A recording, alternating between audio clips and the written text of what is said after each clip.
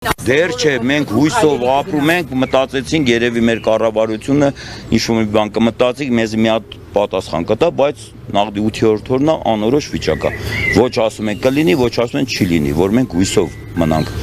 Իմանանք 10 օրից կլինի, սպասենք 10 օրից։ Մի ամիսից կլինի, եթե մի ամսվա ընթացքում մի ուրիշ գործ անենք, ապրենք, մինչև էդի բացվի։ Ոչ մի բան չեն ասում մեզ։ Մի գնամ ես ուրիշ գործել բացեմ, Աստված հաջողա կարող է 5 օր հետո բացվում է իմ գործը, բայց ինձ էսի է հարմար։ Ես չեմ ուզում ուրիշ տեղ եթամ, կամ պետք է ստեյս ռաշոտ լինեմ։ Չի լինի, եթամ 5 օրով ուրիշ տեղ մի հատ հիմնարկ մտնեմ, հետո էսի բացվի նույն դեից ելնեմ գամ ստեղ։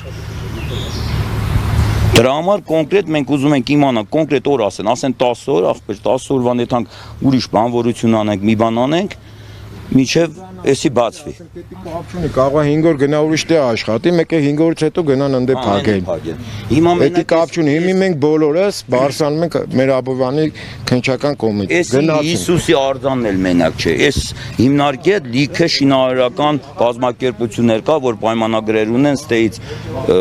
քարեն տանում են նրանք էլ պետք է սրա պատճառով փակ լինի։ Ձեր վիճակը 2 օրից կբացվի, հիմա ասենք որ խոսքի բանկերը չվճարեցին, ոնց որ ասես գործընկերս կգցեն սև ցուցակարակի մեջ։ Չեն ասել, դա մեր խնդիրը, բանկի խնդիրը չի, ոչ էլ մեր խնդիրն է։ Ոնը մի հատ այդքան մեզի ասեն 2 օրից կբացվի կամ 10 օրից է բացվի, մենք մեր գլխի գալիքը իմանանք։ Մի շաբաթ նստել ենք տունը, որ շի բան չեն ասում մեզի։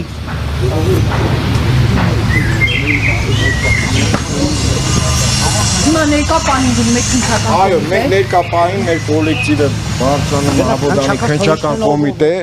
Քնիշ Բադալյան, եթե չեմ սխալվում, կապարակենքի տակ գրած է։ Թոյիշնի, ոնց կապարակենքելա դրա հարցին պատասխան տա։ Եթե ինքը չի կարող, մենք արդեն ստիպված ենք լինելու Երևան Սևան Մարիողին որոշ հատած փակել։